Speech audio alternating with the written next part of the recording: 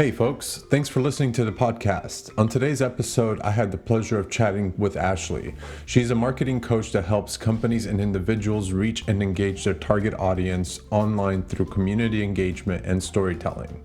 We had a great chat about a variety of business topics and life in general. I hope you enjoyed this episode. So Ashley, welcome to the Taco Talk podcast. I really appreciate you doing this.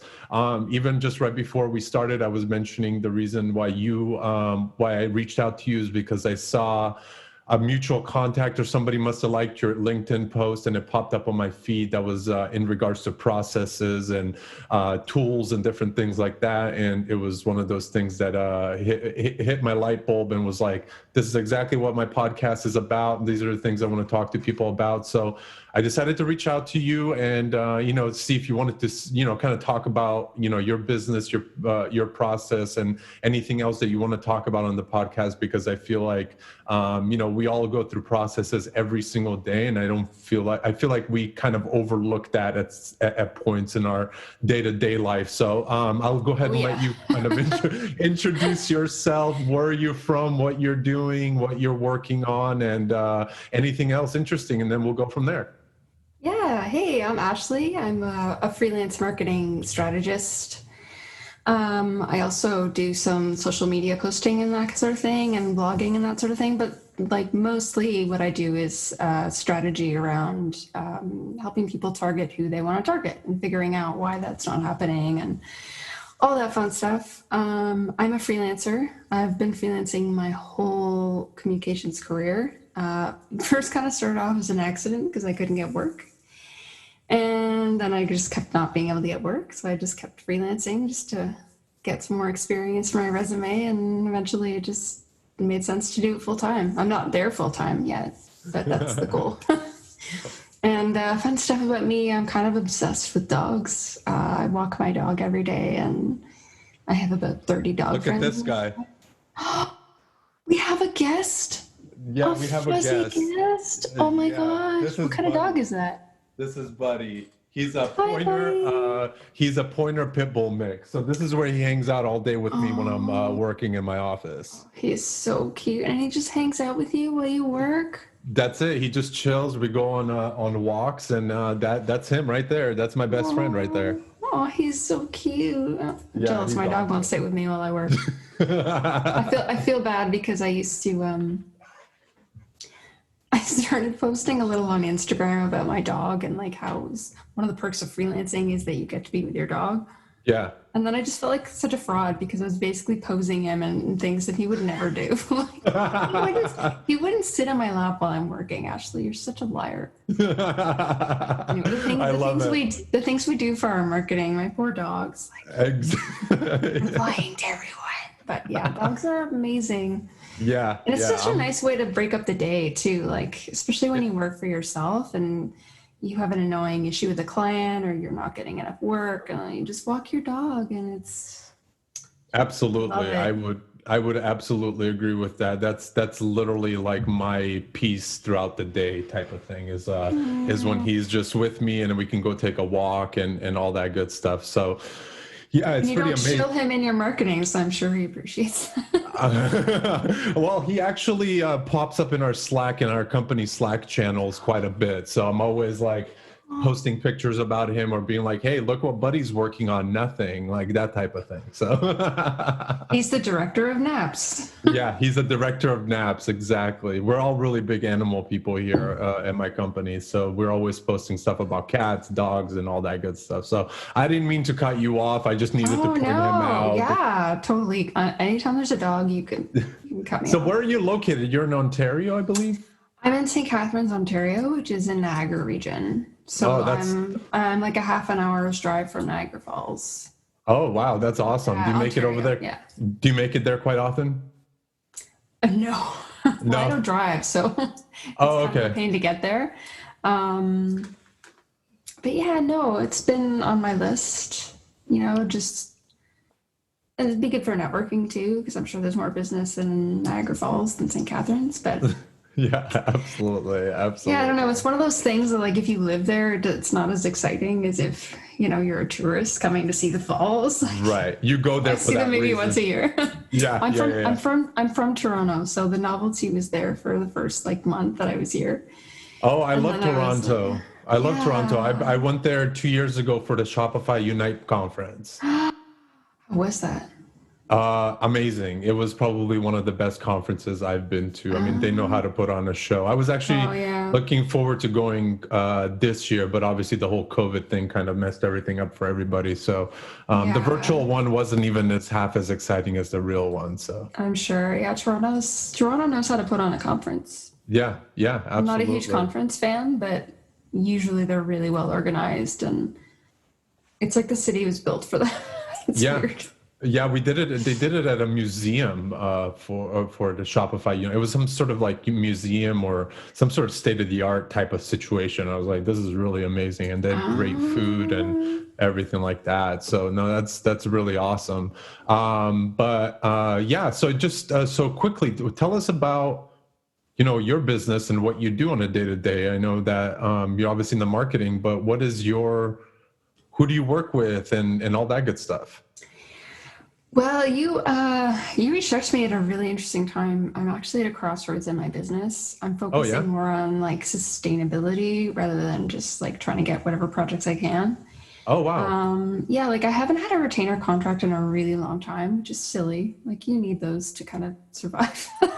Yeah, yeah, And just being in a place where I can get more referrals and things like that. Like so I'm networking a lot more and I just really neglected that for a long time. So yeah, I'm focused more on stuff that I can do on a monthly basis and know that I have X amount of work for the next month, so right. that way I'm not scrambling trying to find something and I can just focus on whatever it is that I'm doing. Yeah, But yeah, so I am a consultant, but I don't really do enough of that coaching stuff. Because I'm just focusing on research right now because like I don't want to be superfluous. There's a bajillion coaches out there right now. yeah. And so it's been interesting just doing the research, trying to find like what people actually want from someone like me, what niche needs me. It's just, Hmm. yeah, like I don't want to niche too much because then you're too narrow, but it's really interesting to kind of figure out where exactly you fit, especially in the coaching world. So yeah, I'm shifting more from like just doing projects here and there to actually like doing sustainable coaching related things. So it's yeah, you messaged me at a really interesting time. Yeah, yeah, yeah, yeah. No, I mean I got to tell you on that whole retainer front. So I run an agency. We do like website and e-commerce development, mobile apps, and all this. And for the longest time, since I can remember, it was like one of those obstacles that, going from one-off projects and somebody, paying you a 50% deposit and then waiting for the other stuff to come in the back end and all this other stuff. It's not sustainable. It's not a way to scale your business. And in the past, probably in the past like 6 months, maybe a little bit less, we sort of just started saying no to one-off projects, just simply saying Yeah. leaving money on the table, and just saying no because it's not a way for us to scale our business Right. and grow. Like you Yes. just you just can't. It's impossible. You got to. I mean, I have 12 employees that I need to pay. So if we, Wow. if we're not making money, then it needs to come out of my pocket until that check comes in and then needs to pay. Like it's this like Yeah. month to month. It's like living paycheck to paycheck almost at some point. Yeah. You know what I Yeah, mean? exactly. And I don't think Yeah. that's the point of business, in my opinion. Like I think the point of No. business is to scale, to grow. And hey, if you're cool with making 100,000 a year and that makes you happy, then that's where you should be at. If it makes you happy to make 10 times more, then that's cool too. Like everyone has a Hmm. relative kind of thing. But I would say the one thing that I was actually, it's funny that you do the coaching thing because I've actually kind of found this like, I don't want to call it a secret sauce, but it's almost like this whole thing that we do around our clients that come to us, and we just basically lay it out. It's like retainer or nothing. And honestly, people are very, very receptive to it. Like people are just like, Okay. okay, cool. Like, and especially I have to tell you, I'm glad you said about referrals, because when people do come through that referral pipeline, meaning that it's like another client or another agency partner that we like do marketing with or something like that, those immediately stick. Like they don't even ask too many questions. They're like, okay, that's fine, I completely understand, that sort of thing. So that's Right. the Yeah, point they're of advice. long-term thinkers, I bet. Yeah, Yeah. yeah, That was yeah, another exactly. thing that because I'm focusing on automating my workflows. We talked about that a bit offline. Right. But one of the reasons I wanted to do that was so I could scale, because I was at a place where I couldn't do that unless I was physically manually doing all the admin stuff on top of everything else that I have to do, on top of all the learning and all the research and all the networking. And I have pretty bad neck problems, and I can't be at the computer a lot. So I really have to ration what I use my time for. I need to make sure that I get a return on everything that I do.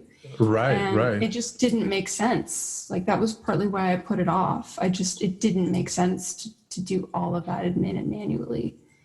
And yeah, so I'm at a point where I'm ready to scale. Like I figured it out. It's just it's more about figuring out like who specifically I should serve and what needs I should serve, and making sure that I'm prepared to do that before I offer. Right. But yeah, there's something else that I wanted to say about scaling. Anyway, it'll probably come to me like an hour after the podcast is over. But yeah, scaling is really, really big for me. Even just having packages on my website, like I never did that before. And do you see that working for you, like in terms of showing, like being very transparent with that pricing? Because I came to find out from an agency perspective, there's a couple case studies out there that say that that's kind of like the way to go. But I also find it, I also look at it as like, if Home Depot comes knocking on my door and they need a new website, I'm going to charge them a lot differently and a lot more, probably because of the value of their business and what they can afford and how much that's going to impact their growth versus value-based pricing for sure. Exactly. Versus like if Joe from next door comes over and says, hey, I need a website for my, I don't know, landscaping business or something like that. So yeah. So I should clarify for the packages I'm referring to, that's a very, very, very specific scope. And it's not really, I'm not obligating myself to meet any kind of objectives. So it's the same for everyone.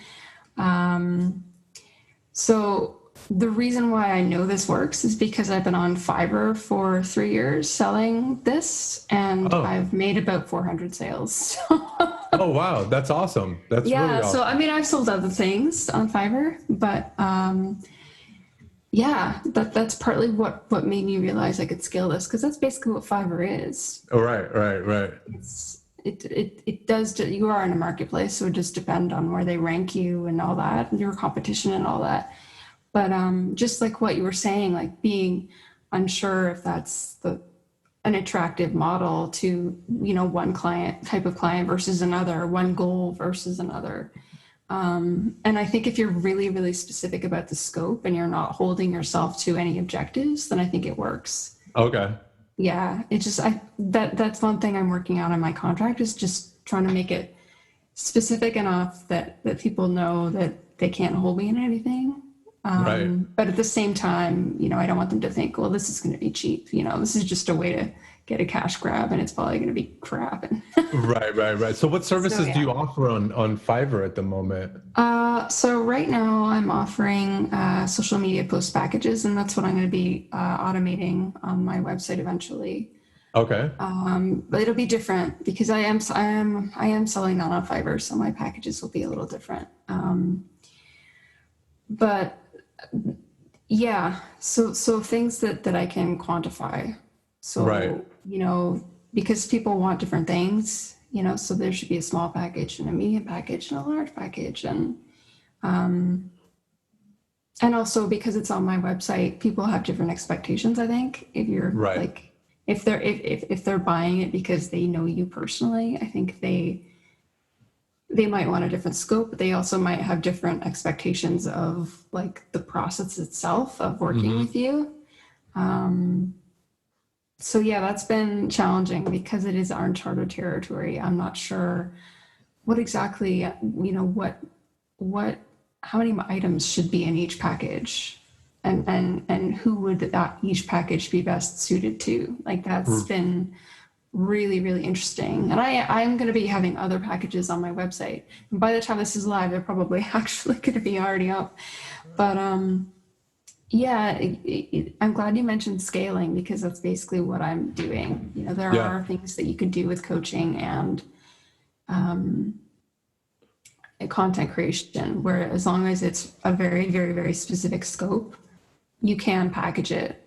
As long as everyone's on the same page about expectations, Right. and you're targeting it all to a specific audience. So I wouldn't target this to like really small businesses and also like corporations or agencies. Like, Yeah. I think if I tried to be everything to everyone, and tried to serve different expectations, I think that's when it would get sticky. But I'm going to be pretty clear about it's more going to be a B2B thing. I haven't figured out if it's going to have a narrower niche or Right. I Right. don't know Right. yet. That's the exciting part about it, right? Is like when you step into that is just to like figure out like, okay, what am I doing here? Like I am one of those people that I I'm a planner to a certain extent, but I'm also one of those people that likes to jump into things and then kind of figure it out from there, even if it's a sense of like, figuring out while I'm running. It's like, oh, okay, I can sprint faster. I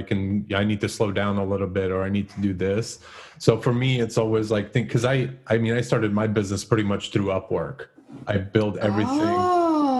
So Oh, Upwork was like my gateway from, I'm a project manager at heart. So this is hence the topic of what we're talking about, processes and workflows and automations and all this. This is what I live and breathe every single day, on my end. yeah. And through Upwork, I was able to, get a few initial clients, and then those people wanted to say, hey, I want to jump off of it, or I want to pay you directly and bring you in house or something like that. So it was a project management thing. And then I came to find out, just having a background in, web development and all this, is that a lot of people needed additional services. They would hire a project manager, but then they would need a designer and a developer and all these different things. And then I would come in and just say, hey, I have a network of people that can help with this. And then they would basically, get paid through me. So I would take a little bit off the top, and then I would pay them their, relative hourly fee and all this other stuff. So that's how I built my business. And I'm always a fan of seeing people kind of expand, whether it's Fiverr or freelancer.com or Upwork or any of these like marketplaces, because I definitely think it's a long-term game. It's like, you're not going to jump on there tomorrow and make $10,000. You might, but it's going to require you to have some sort of either some good reviews or multiple jobs that you've already done and different things. So I definitely get Yeah. where you're coming from, because I had to kind of shift on like my offerings on Upwork versus what we do on our website, or what I had on my personal website and different things like that. Right. Yeah. I think the cool thing about those things is, so if I was doing what I do on Fiverr, if I started doing that on my website, I would have to rely on people knowing I exist, people who were looking for that specific thing knowing I exist, visiting my website with the not only visiting my website but with the intention of buying Right. that particular service. I would have to have all of that in place already before I would have to be able to know who wanted this. Right. Right. Right. So the interesting thing about Fiverr is because everyone goes there to buy those specific things. So it's like whenever even just getting an inquiry is like getting market research like in my phone. Right. Right. Right. Because Exactly. people tell you what their problem is, and that's where everything should come from. Of course, you're an agency, you know that.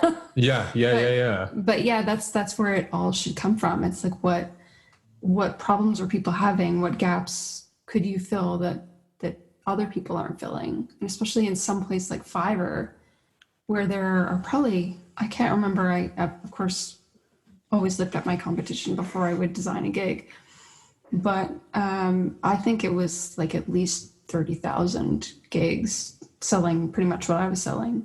Oh, I wow. was getting inquiries, and so that itself is interesting. Like, I was never, very seldom on the first page. So how are people finding me? Is it because they're not finding what they look for and they keep digging, or are they using a keyword to find me instead of relying on like the campaign page or the category page? Yeah, it's just really fascinating to me to figure out like how people look for what they want. Yeah. And how long have you been on there? 3 years, I think. Yeah, 27. Oh, Yeah, 3 years. Yeah. and how long did it take for you to get your first like inquiry that was a serious job? Did it take a little while or? Um, well, the first job I got, I think it was responding to a buyer request. So I don't know if you're familiar with Fiverr, but basically, Yeah. if you're a buyer, you can make a request. Mm-hmm. And so I did that, and I got the job. And I asked the person why you chose me, and I remember he specifically said that I was the only person who actually spoke English properly, and that Oh, there was another thing that I replied to. My The reason I stood out was because I was like, I actually responded to what he was asking for, and I made a strong case for it instead of just saying, "Hey, I'm great, you should hire me." So I made it about them instead of about me, and that was partly why they chose me, I think. And then I got a couple of other sales. I can't even remember, but it was right. just, it was partly, I think, just how I differentiated myself. It was more about, my whole gig is more about like how to actually solve problems, because anyone can post to social media, but Yeah. like what exactly does that do for a client or for a project? Or so people Right. just appreciated my approach, that it's about like networking and building insights and all that kind of thing. Yeah. And a little bit more personal, I'm sure as well. Yeah, and like my other gig was a personal branding gig. Mm-hmm. It's like a strategy coaching gig, and I think that was one of my first. No, that was probably my first couple of sales were for that gig.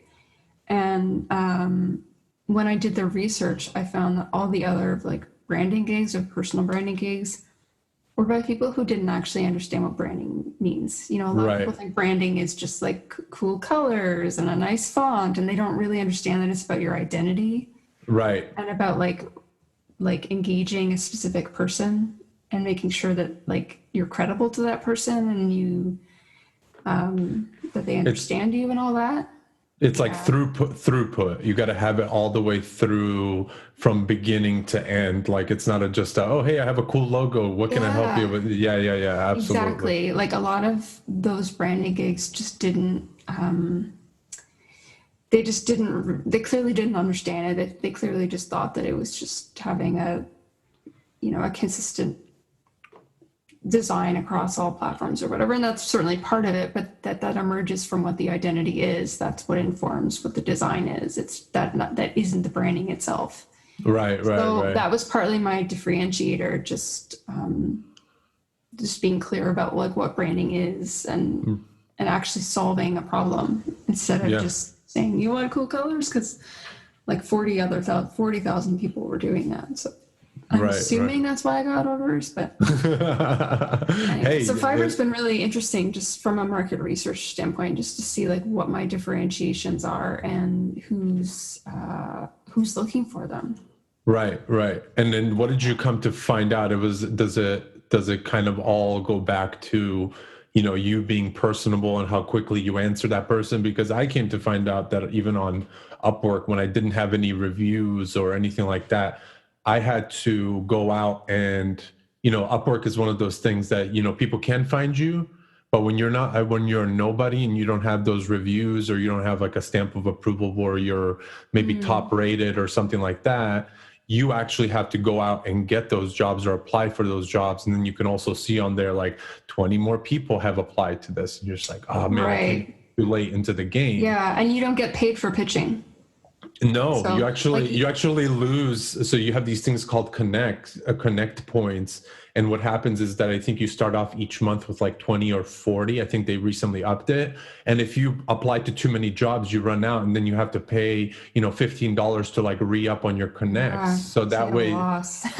exactly. So if you don't get a job, then then you're out of those connect points, and then that way it just doesn't do anything for you. You have to essentially pull money out of your pocket.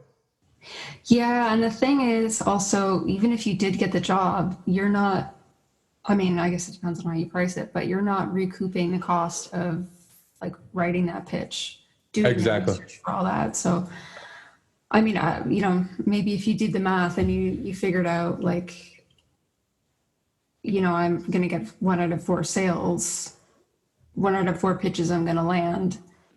So for that one pitch I get, I'm going to make sure that I cover myself for the other 3 pitches I did. Then Yeah. I guess then that could be a way of recouping it, but it's still like, I mean, that's dependent on the marketplace. I mean, Right. You can't necessarily project how many sales that you'll be eligible to get. Like, so yeah, it's pretty good crazy for making it work despite all those uncertainties, because that's, especially these days, because it's so competitive. Oh my God.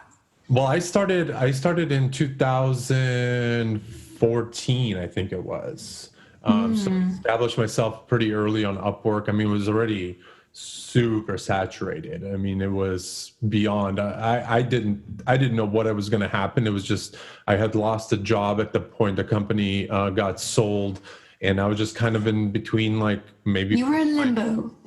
Yeah, I was just in between maybe applying for something or doing my own thing, and always had this kind of organizational, like project management mind frame, helping, people do like web stuff and all this. And I said, you know what, I think I'm just going to need to kind of do this on my own, and just jumped on, made a profile. I actually, if I'm not mistaken, I could be wrong, but I think I hired somebody on Fiverr to help me rewrite my initial, here's what I do and how to lay it out type of thing. And I might have just like tweaked it, over a period of time, but my initial one, I think it was Fiverr that I used to kind of have somebody, hey, here's, 10, 15 bucks. Can you take what I wrote and just make it sound a lot better, basically? And that's what they did. So, but yeah, I think it's crazy. So when you do like social media stuff for people, and through Fiverr or even directly through, let's say your website or anything, is there a specific, do you adapt them to your system? Meaning, like, do you have a scheduling or automation type of thing for the social media aspect of things? Or do you use whatever they use at the time and just say, hey, give me access and I'll do it through your platform? Well, that's another reason I'm glad you brought up scaling, because I actually don't manage accounts. I don't sign into accounts. I don't do anything. Oh, okay. Or create a document of all the posts. Okay. And I have instructions for post, and then I can just send it. And so because I don't have to worry about the security of an account. I don't have to worry about paying a scheduler to have a certain amount of accounts. I could scale this infinitely. Oh, wow. That's awesome.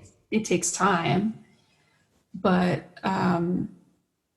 so you can't scale your labor, obviously, but, but there's all these things I can do to scale my research, to make it really efficient, to scale the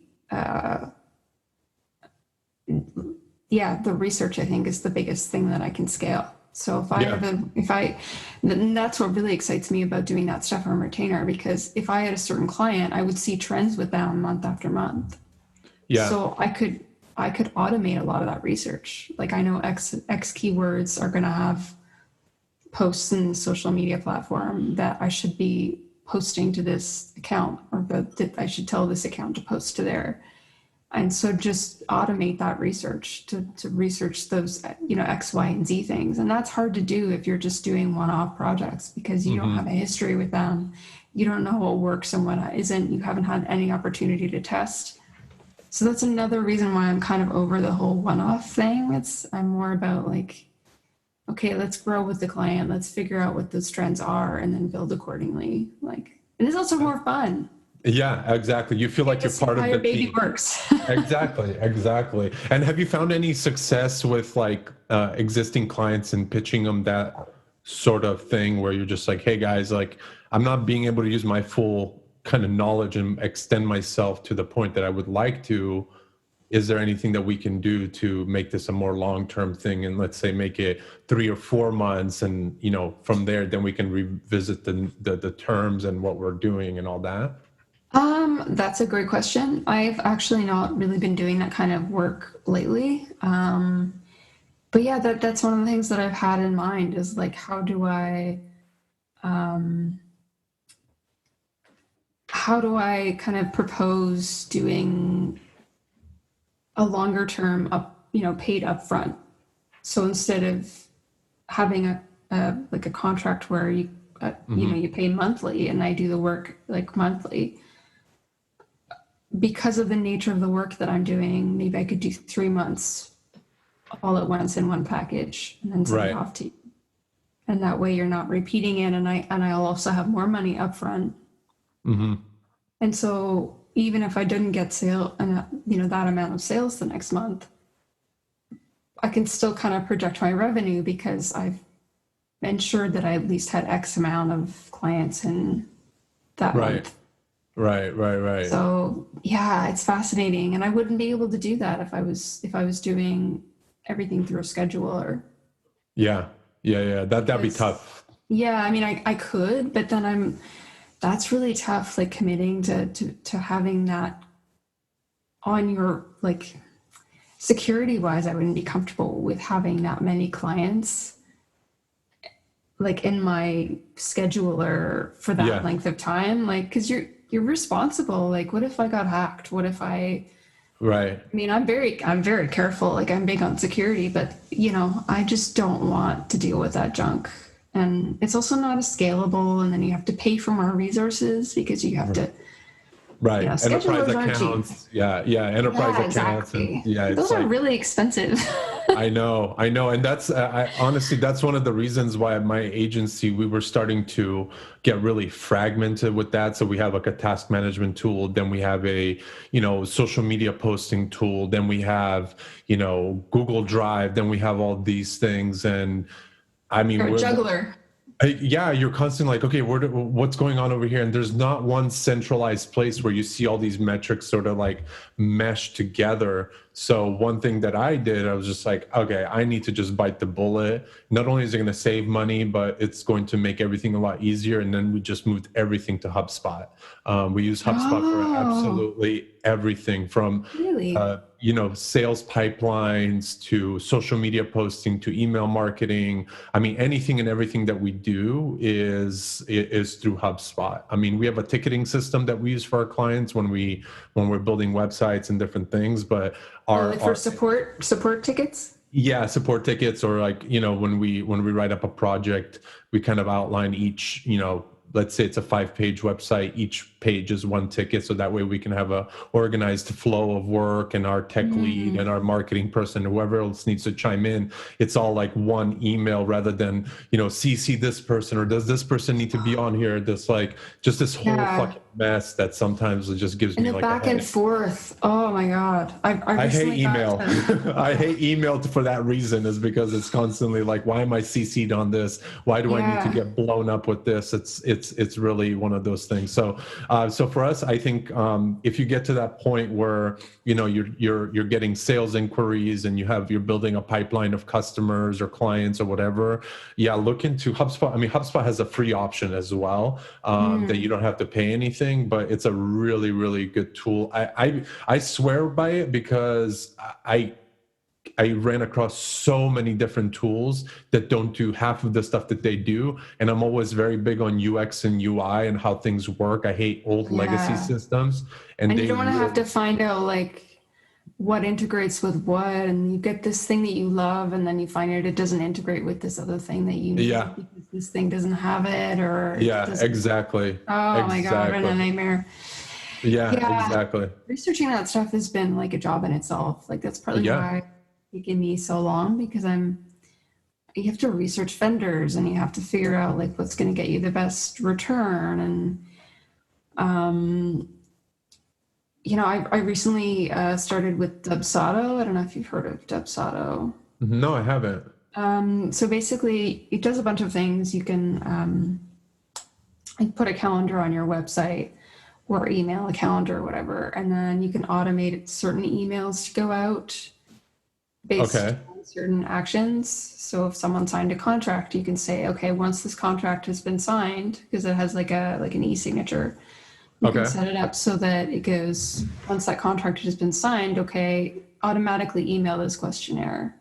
Oh, I see. I see. Okay, Or cool. Yeah. once I manually approve this, then you can send a questionnaire, and once that questionnaire has been signed, then you can send them this, page showing them like what they need to do for you, or like whatever it is. Requirements or Automate, something like yeah, that. or you can automate scheduling an interview. So if you had like a questionnaire, for example, and you knew that you were going to have questions about it, and because of just the nature of the work, you needed to have Yeah. talk about it. If you know that that's what you need to do, you can automate so that once that questionnaire is sent out, that person gets an email automatically of a schedule. They pick their date, and then once they pick their date, it prompts another email or another action or a prompt. That it starts the The payment whole work, processing. Or the whatever. whole workflow basically. Yeah, so you can use it to automate your workflow so that you don't have to manually like check your email and say, oh, this person's done this, so now I had to do this. Like it's all done Right. for you based on the actions that you've automated. And of Yeah. course, you can personalize the email and all that jazz too. Of course. Yeah. Yeah. That's why we use HubSpot for a few of those reasons you just mentioned. So yeah, Yeah, I'm just so done, especially with my neck. It's like, why would I use right. the little time I can spend? Why would I use it to do manual things that I can automate? Exactly. Exactly. So what do you in terms of like tools and different things, like what do you use for, task management or project management and different, is it like Asana or something like that? I actually don't use anything right now. Oh, I'm wow. sort of I don't really have a lot of clients at the moment, so Oh, yeah, I kind of just try to stick to a few things per month just for my neck. mhm. So because it's so few and they're not complicated jobs, they're more just like one-off projects. Uh-huh. There's no back and forth involved. I mean, I probably should. Like I studied project management in my PR school, so I should know that there's value in that. But I just, I'm sure I'll need to eventually. But yeah, Yeah. what do you recommend? Which ones do you like? I mean, I've been on all of them, but the one I've been sustained on the longest has been Asana, actually, just because they have a Ah, kind of a low barrier of entry. There's a very good free version of it. I mean, if you want some extra bells and whistles, obviously they have like paid versions, but I use that for a lot of my personal stuff. We used to use it for project management for my agency, but we switched to Jira a few months ago, which is like an Jira. yeah, it's a big like robust like development because we do a lot of development, so writing out different scopes of work and tickets and kind of like detailing things Right. out if we needed to be a little bit more granular and a little bit more like tech oriented. So that's where we moved over to. Again, all those tools, I mean, it's like $200-300 a month for these damn things. It's like it's pretty crazy, Yeah. it gets pretty expensive. So but yeah, Have you ever that's heard of been. sales? What's it called? Salesforce, I think it's called. Let me just Google it very quickly. It's just one second. Um, oh yeah, it's basically so like you were saying, a lot of scopes, especially for enterprise stuff. Mhm. You the scope obviously varies based on what the person wants, and so the cost would vary. Maybe for a certain amount of products they have like a different price point than this, or if it's so like just really a lot of them have really I'm sure really dynamic, complicated scopes. Yeah. And so sales right, I don't know if it would work from a service standpoint, but it basically you can set it up so that people can basically choose the metrics they have, like X amount of people, needs to cover X amount of people, it needs to do X number of things or whatever. And then so you set it all up, and then it calculates for you whatever that cost is. So you set it up at, what your price points are. And then the person, instead of just getting one price point, or instead of you having to go back and forth to manually go over what that price point would be for whatever that amount of items they want or whatever it is, it just scales that for you. Oh, nice. That's interesting. Yeah, That's one thing. I don't know if it would or work for services, but it's great for products, I think, probably. Right. So that's one thing that we've actually tried to get away with, like our whole retainer model is having this whole scope of work type thing in terms of like how we approach those projects. So for example, the beautiful thing about a retainer is that we could say, okay, you have this many hours with us. What do you need us to do?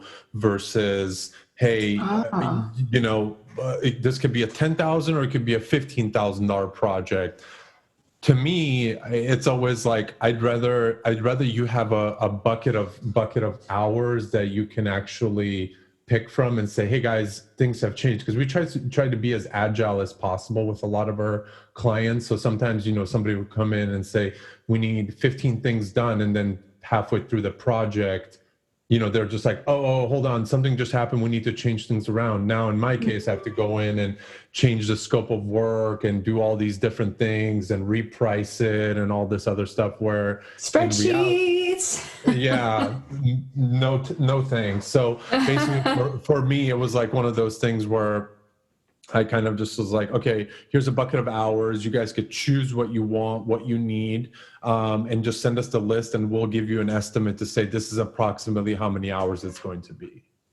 Oh, that's good. So you're sort of going backwards based on like what their capacity is, and then tailoring the work to that. Yeah, because we at any given month, we're at I think 200 to 300 hours of work. So for our whole team. So it's like we need to make sure that we're also able to take on some of this work and not putting in 40 hours a week on one project versus doing maybe 10 to 15 hours a week on that project.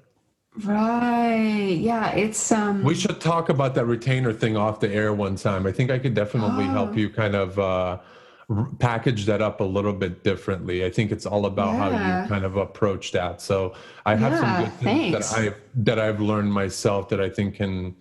I'm also thinking about a lot of things about agency life and how I think a lot of agencies end up failing or not being able to grow. We were at a point like that at one time where it's like, what are we going to do? All these projects are being held up and the client's not getting back to us, and all these other things, to where I'd rather be on the side where we have hours in a bucket for you. So whenever you come back, we can take care of the work, rather than being in the position where the client is holding the keys, where they're just like, hey, well, we paid you $10,000 to start the project, and now we're at that 95 percentile where we're almost done, but they're holding on to another $5,000 of our project, where it's like, well, now we're just waiting for you. You're delaying us. Right. We need to move forward. We need other projects to come in. So you're just going to hold on to this for the next 2 months and not pay us because we're not technically done. It's like, I'd rather have an excess amount of hours in a bucket that we can provide you at any time. You come to us, hey guys, I need this done. Boom, we'll get it done. And instead of because we've already been paid, we don't need to worry about it. Right. Yeah. I take two things away from that. One is, I always work by project. That's just the nature of what I do. But I think what you just described for the type of work that you're doing makes a lot more sense. Because I just did some work for someone, and just unforeseen circumstances came up, and it's just I did get paid in full, but I am sort of still in limbo. Right. And if that client hadn't been a nice person, we didn't have it in our contract that she owed me a certain percentage of the money by a certain parameter or a certain time. So she could technically have just kept me hanging until, and I so it's funny, the lessons you learn, things that you don't really think about, until something comes up, and it's like, why didn't I have any contingency for this? Yeah. What was I thinking? Yeah, exactly.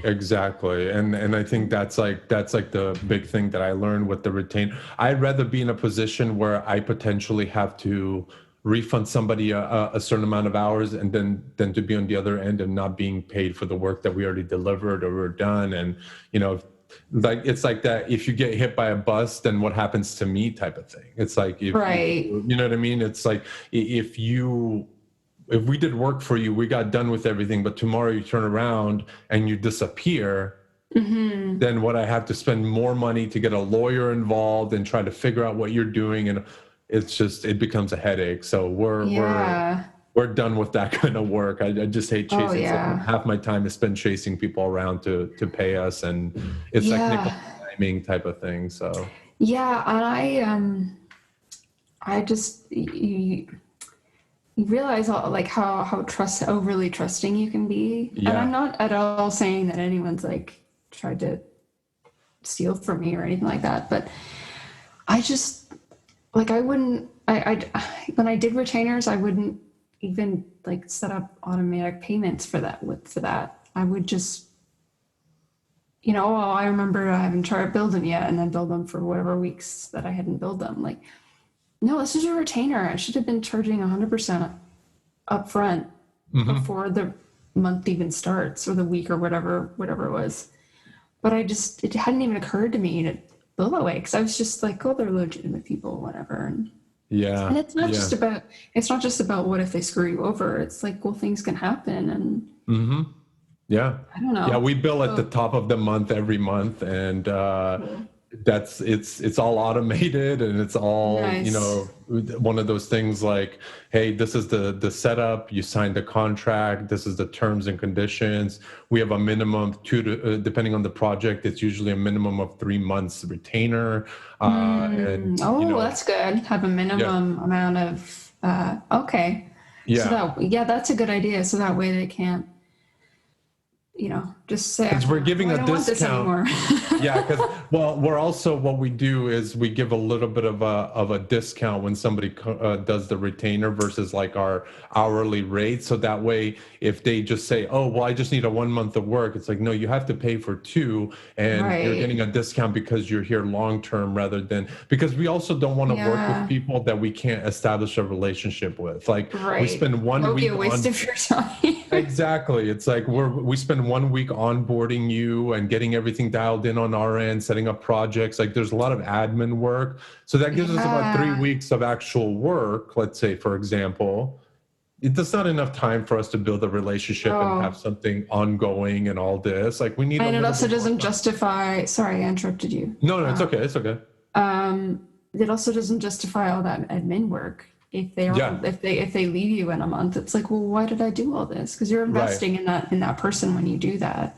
Exactly. And then you're giving them an incentive, like a slight discount for a long-term thing. So they're actually getting a ton of value. You're saving them a lot of time, because they're not having to look for a new vendor and onboard and, learn your process and everything. Yeah. Go through their lawyer if they do that kind of thing. Like, yeah. Yeah. That's a great idea, doing like a few months at least.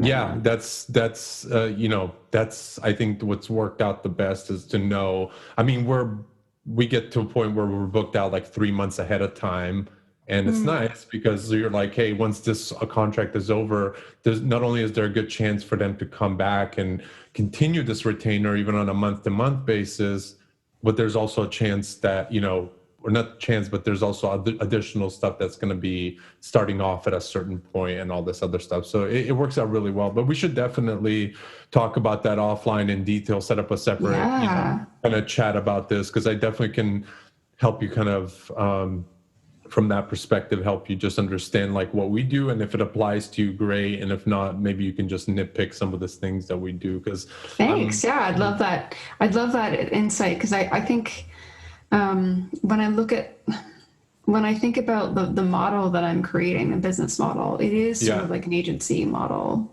in a way. It's just, I'm just a freelancer. Yeah. Do you plan on bringing additional people on board, like down the road, if you need to? No, just health wise, I wouldn't want to be beholden to other people. Like I'm totally Okay. fine, but I wouldn't be. I think the stress alone would kind of make it not worth my while. But I have Right, right. thought, like, if I get to a certain point, like maybe just hire a VA if I have certain things that need to get done that are just like, Yeah. not Uh, worth my time to do. But yeah, I think if I did anything, it would be like a VA or something. But Yeah, obviously, yeah, yeah. that's way down the line. But Right, right, right. Absolutely, absolutely. So what are kind of the next things you're gonna launch your website? What are kind of the next things on your end? well, going back to scaling. Yeah. Sorry, I just realized that I left something open. Sorry, Okay. that's that's Zoom life for you. So I'm also looking at, and I'd be interested if your agency does this, like creating information products and that kind of thing. Um, I'm most likely gonna be using Gumroad. Are you familiar with Gumroad? Yeah, Gumroad. Yeah, definitely, definitely. Yeah, so I was looking at like Podia and all those other ones, but the thing is, like tax wise, that gets really complicated because I would only really be able to work with the US and Canada unless I want to get like a VAT number and send all the taxes there and that sort of thing. Because I don't know, it's really hard to explain, but basically you in certain countries you basically have to, as the seller, you also have to pay sales tax. It's not just the person Right. buying it. So it just got really complicated. But then I found this thing called Gumroad where they resell the products on your behalf. Yeah. So when you get paid, you're getting paid by Gumroad. Gumroad is your client. Oh, okay. Yeah, so that I way didn't know that's how they had it set up. I yeah, wasn't. I didn't either. And I was like, what? That's amazing. Because that way I don't have to deal with anyone's contact information. None of that goes through me. I don't have to deal with the security issues with that. I don't have to deal with the accounting with that, the taxes and all that. It just they do all the taxes, they automate all that, and they just send me whatever. I think it's like 98% of the funds or whatever, and I could just bump up the price to compensate for that, Right. like their transaction fees. I mean, but yeah, so just selling things through there and having that embedded on my website so that you know Yeah. But that's another thing that I was thinking of doing as like an incentive for a bigger retainer is like if you get a bigger, if you sign up for 6 months, you get a slight discount on the retainer, and also you can get like 90% off this information product. Right. And because Right. Right. I will have already have created it, it's not like a loss of my time. The only administration involved would be making a coupon code for that person for whatever the deal is in Yeah. that contract. And I'm sure there's a way to automate that as well. I should look into Yeah. that. But yeah, and also another cool thing about Gumroad is that if you sell things for free, you don't have to pay any fees because the fees are only on the transaction. Oh, okay. Cool. That's perfect. So yeah, I mean they have other fees if like you want other features and that sort of thing, but on the actual transaction itself, you only pay based on what the payment is. So I could scale this right now if I wanted to because it's not like I need to reach a certain threshold before I would start making a profit. You Right. know, Right. Right. so Right. yeah, it's probably not the best idea to juggle like those two different business models. Like I'm trying to build retainers, I'm trying to get referral contracts, and I'm trying to build information product kind of things at the same time. But because I'm a coach and because I'm building all this stuff based on like what people are asking me for and what they need. It's just everything is just people all need this stuff all at once. So I just want to be able to package it. Yeah. Exactly. Make it as easy Yeah. as possible for yourself and for them. And Yeah. in terms of the coaching, like what is the biggest sort of niche where people need your coaching and different things like that? I'm still working on honing that. Usually when I get queries, because I'll go on like an online seminar or something, and they'll have like a breakout meeting, and you just talk to people on Zoom or whatever they're using for chatting. And usually, if someone says to me like, "Oh, we could use your help with that," or "We should talk," or it turns into something else, I find that's always B2B, and Mm-hmm. it's usually it's usually like kind of a startup, but they're a little more than a startup. They're usually on the cusp of some other kind of transition. They might need to reach a certain audience that they weren't reaching Mm-hmm. before. They might just need like a certain amount of loyalty that they didn't really have before. And so I usually find when someone says that they're interested in my like coaching, they don't use that word, but Right. it's usually when they're just on the crest of some sort of pivotal change in their business. So I'm thinking that's going to be my angle. Oh, nice. That's cool. Yeah. Yeah. So not just startups, because I mean, a million different companies serve startups. I don't think I could really stand out if that's how I position Right. myself. But yeah, That's so awesome. more That's like a and did transformational kind of thing. yeah. That's awesome. And did you, before you kind of went off onto your own, were you working for a company that was sort of providing similar services, and you just kind of found like, hey, this is what I can do myself, or was it just a simple, hey, I had a eye-opening moment, and this is what I want to do? Well, I've actually only ever freelanced in marketing and communications. Oh, cool. And that's partly why I'm proud of myself, because I'm basically self-taught. I did go to PR school and I went to university before that. But like the whole business side of things, I'm totally self-taught, and I just figured that out basically by researching, what the different models are, listening. I did a lot of reading. I love to read like is it Quora or Quora? Quora. Quora, okay. I Yeah. always want to say the QU always throws me off. Yeah. It's weird. It's weird. Yeah, so I love like reading those and reading Reddit threads and reading other forums and looking through like even if you see like a Facebook ad and you read through the comments of that ad, it's gold for insights about like what people are trying to do and what they want and Right. what they're looking for that they just can't find a solution for. You Yeah, could so start a whole I've nother business just by reading people's comments. Oh yeah, for sure. So that's basically where it's come from. Just observing what people are saying they need, and then trying to figure out what business models are most appropriate for it. It's just a Wow. lot of reading, basically. Right. That's awesome. That's awesome. No, I think there's always, especially nowadays with the whole COVID thing, there's so many little niche things that can be done and things that people need that they didn't know they needed before. I think is really, really exciting, and it's Yeah, opening up this whole nother like section of business. It's like it might be like a little yeah, slim lane right now, but it's like constantly like expanding, which is really cool.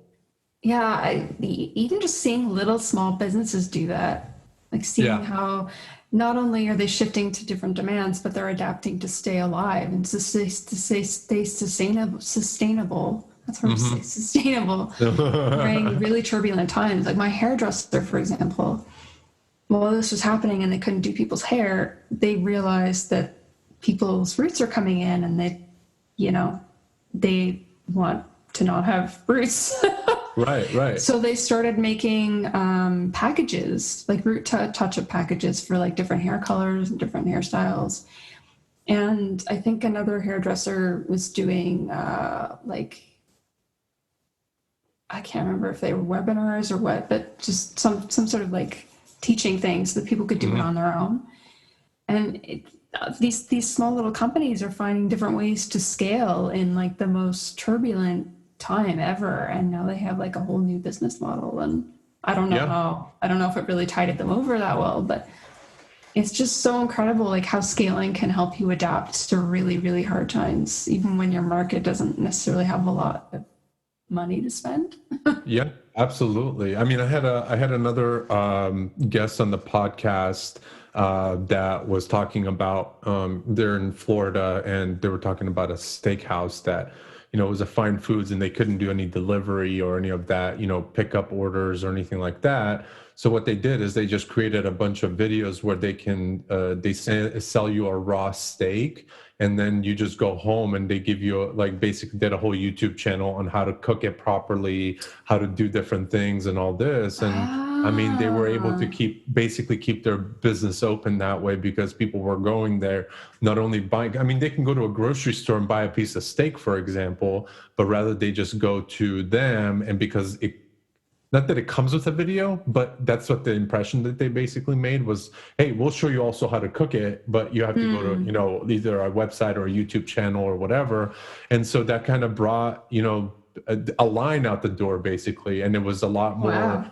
turnkey because they were just like, all right, you already paid for this online. Here's your food. When you go home, here's the link to the videos basically, and that That's really so worked for cool. them. So I love what people are doing. It's really creative, and I think it's awesome. It's awesome. I saw in a documentary on the 1920s Yeah. that, and this is kind of interesting, like a creative way of getting around like a loophole, like, Uh-huh. or sorry, leveraging a loophole. So it was during Prohibition in the States, and they obviously couldn't legitimately sell alcohol anymore. Right. But there was a loophole in the law that means there are two loopholes. One, you could like drink up existing supplies. People would have like big parties and stuff. There were other things like they had trouble like charging people for speakeasy, like start it's like you can't necessarily charge a speakeasy for breaking Hmm. the law because you can't necessarily prove, well, maybe they just brought this stuff on their own. So and there was another thing, another really cool thing people did was, oh, I think it's cool, is you were allowed to sell grapes still. Right. So they would sell like boxes, the wineries would sell, or the wine companies would sell like boxes of mashed up grapes with instructions about how Oh. to turn it into wine. Like you just Oh. put it in a jar and leave it in the cellar for God knows how long, and then Right. Right. eventually it Right. turns into wine. And there was a loophole in the law that was totally legal. Maybe they changed it. I don't know. But this whole company like just they stayed alive, That's because amazing. they were able to leverage something that was basically supposed to put them out of business. That's crazy. Yeah, people get really creative, and you got to do what you got to do at some point. I mean, if that's like Yeah, your business is your livelihood at some point, especially if yeah, you have employees and different things, and so many people got furloughed, so many people, all these things happen, and yeah, it's like, I'm very scared when it comes to the point of like this whole flu season. Everything starts, shit hits the fan type of thing, and see what happens. And I don't know. Did the U.S. already stop like the second stimulus check for people here? I mean, they were giving away like oh, extra like $600 every couple of weeks to people, and they stopped that. I'm just like, I don't understand how people can survive off of one stimulus check. Like, what are people doing? And you walk around and you just see a bunch of houses for sale, and it's just it's sad. crazy. It's very sad. It's very, very Especially when sad. all these people have medical bills now that they Hmm. didn't have, and now they don't have a Yep. way to pay for it. It's really Yeah. disturbing. But yeah, I remember seeing that on Fiverr. Just they got inundated with people making gigs. Like a lot of people became sellers because they needed to make money, and so that it kind of works against people like me because the market's very crowded. But Right. you know, I can see why people would do that. People don't necessarily. It's weird to me that like people knew about this stuff before, but they only pursued it when like they basically had no other choice. Right. So I don't know if that's just because their bandwidth wasn't sustainable, or maybe they just people get cocky, like, oh, I have a paycheck coming from my boss, Right. I don't need to do this extra work, whatever. But Yeah. even I think this has taught us that even people who have secure jobs, you need to have not only something else, but something scalable and something Right. that you can kind of put on autopilot so that you Yeah. can be safe and have a good life and not have to be stuck, sending calendars to people. Right, exactly. And yeah, for me, I mean, we hit a point, where we were just like, what the hell's going on? Like, are we gonna get any? We went a few weeks without having any leads. We went, Oh, it wow. was one of those things where you just didn't know what was gonna happen. I mean, where the next paycheck is gonna come from. Like, Yeah. it was pretty bad from that perspective. And you can only do so much, because at the end of the day, I mean, you don't want to let anyone go. You don't want to, do any of those things. But at some point, reality kicks in. And luckily, we were in a position where we didn't need to let anybody go. We actually were hiring people like developers and different things, because I actually found it to be one of those things where I'm like, oh, this might be a good market to, the people that are getting furloughed, or the companies that are not going fully remote yet or something like that, to actually just go out and grab these people and say, hey, listen, we have work for you, type of thing. So, you just got to sometimes Nice.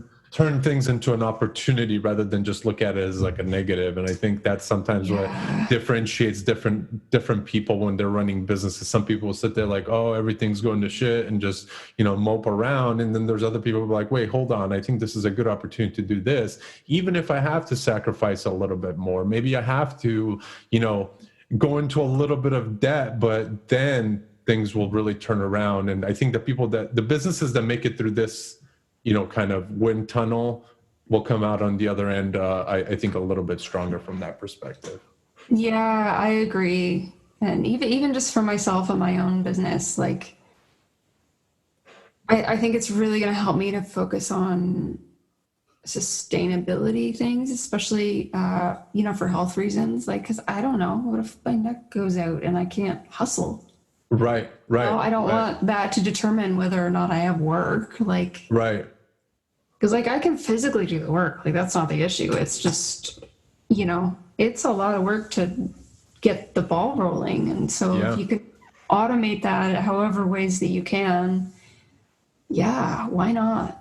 Yeah, exactly. And what tools do you primarily use on your end to like automate a lot of the stuff that you're working on, so you don't have to spend so, and I mean, it's okay if you don't want to talk about this, but may I ask, like, what's going on with your neck? Is it like something from a, Yeah, no, cool. Yeah, for sure. So it's a number of things. I do have some arthritis and some fused okay. discs, a defect. I don't know why it's like that. But I have it's called a ventriculoperitoneal shunt. So it's a plastic tube that goes from my brain, comes out of my goes to my head here, and then it goes here. You can see it actually. Maybe no, you can't. Oh, wow. Yeah, yeah, yeah. It looks like a muscle, but it's actually plastic. This here is plastic. Oh, shit. So I've had this for since I was 10 days old. And what happens is, when you have plastic in your body, it starts affecting muscles and you get scar tissue. And Mm-hmm. so I don't know, some people might notice that my head's kind of tilted a lot of times. I don't know what that is, if it's like the muscle shortening from the scar tissue or whatever. Mm-hmm. But yeah, it's a risky operation to replace a shunt. So they don't like doing unless it's absolutely medically necessary. So Wow. yeah, there's really no research around this. There's no doctors who understand it. So that's pretty much it. Like no one wants to treat it because it Wow. goes to my brain, like it's risky.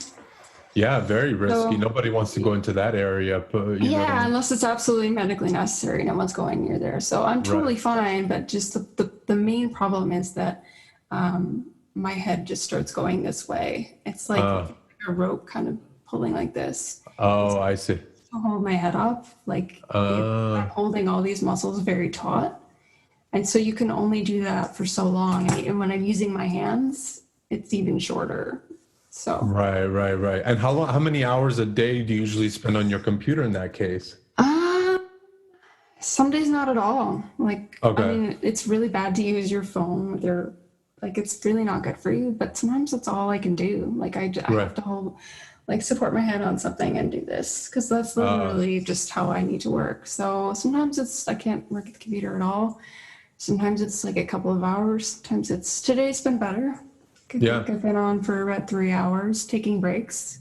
Right. Yeah, I mean, that's the thing when especially with a pandemic, because things can be precarious for anyone for any reason. So just like with my neck, like what if there's a pandemic and you can't work next week? Like you physically cannot work, or you can't get to your office because of X or whatever, and you like just physically cannot do it and cannot make that money. Like what do? You need to have something in place to sustain you until you can ride that wave. So right. Yeah, it's really interesting, like the things you learn about adapting to health problems. There's a lot of similarities between that and adapting to like just business and making business work. And yeah, absolutely. That's pretty crazy. Well, I mean, since you've had it for such a long time, I would say, hopefully things get better, but it sounds like a very unique case where, you kind of have to just you figured out your flow and what you can and can't do. So, I wish you the best with that, but that seems thank you. Yeah, it's tricky when there's no like, it's not like a doctor could look it up on the internet and there's an explanation and then there's like a plan for how to treat it. It's like no one knows, and it's like not many people have shunts. So you go to physio and the physiotherapist has never treated someone with a shunt before, so they don't know anything about like how it affects surrounding tissues. Oh wow. Yeah, so it's interesting when you're that's another parallel I've noticed in business is it's just when you are dependent on people who don't know what they're doing, like how do you make it so that you can get what you need out of that person? Yeah. Sometimes it's in business, just like with your health, it's like sometimes it's doing the research yourself and then bringing it to them and like suggesting a solution. And then from there, they kind of, go with whatever it is that you suggested, or if you find a study, bringing that to them. And it's the same in business. It's like sometimes you're dealing with people it's uncharted territory for them, and you need to kind of just offer an idea and then go with it together instead of just expecting they'll take the initiative and do it, because that never happens in business or with your health. Right. Absolutely. Yeah, I've learned over the past, I would say, I had a kind of a changing moment about 7-8 years ago. I went completely like plant-based and vegan and all that stuff. And it's like sometimes I go back and think about the days that I was just like putting a bunch of crap in my body. And then you come to realize like, how did my body actually, function without giving it the proper nutrition? Hindsight is 2020, eh? It's crazy. So I take health very, very seriously, and hence like what we were talking about, like dogs and different things. I mean, I could be behind my computer, for 24 hours. By the way, sorry to interrupt. Where is your dog? He's right here. He's he changed. Okay. Yeah, he changed. I didn't even notice him move. He snuck behind your microphone. Yeah, exactly. So he changes from one side to the other. But, just even that, I could be behind my computer for 20 hours a day, for example, and be jamming away at work. But then I look behind me or whatever, and I'm like, oh, he needs to go take a walk, or he'll come nudge me and like, hey, it's time to feed me, or it's time to do this, or, so it's a whole nother kind of aspect of life where you have to take other things into consideration as well. Yeah, dogs are great for breaking up your day and just, especially if you're dealing with something unpleasant. It's like, well, now I have to walk my dog, so I have to leave my computer and we're going to go have fun in a park. So goodbye. Yeah, exactly. And then I'm going to have tea and cake, and then I'll come back. Then I'll deal with you. The best piece is just tea and cake. I love it. Yes. Love it. But I think that's on my Instagram profile, actually. Something about, I will do a jig for tea and cake. I love it. But no, that's really awesome. Is there anything else that you wanted to kind of chat about or give people insight or any value or anything that you've learned that you can pass on to other people that might be listening to this? Yeah. So one thing I learned from the pandemic is a lot of people don't plan for. We've kind of talked about this, but a lot of people don't think about being sustainable. I find even some big businesses, they're just not thinking long term. I just find a lot of people are very, very short sighted. They plan their whole model around things staying as they are, Right. and they're not thinking like, what if this happens? What do we do if this happens? Or what do we do if that happens? Or how do we make sure that we can ride that particular wave if it does happen?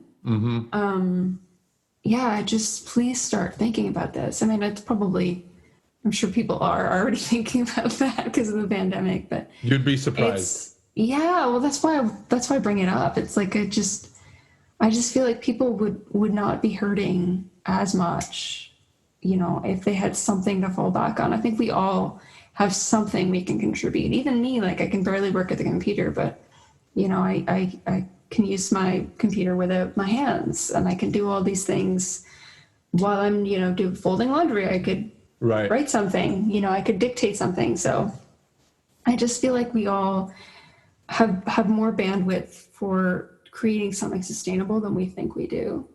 Right. Just Right. find what that is and build it and be safe.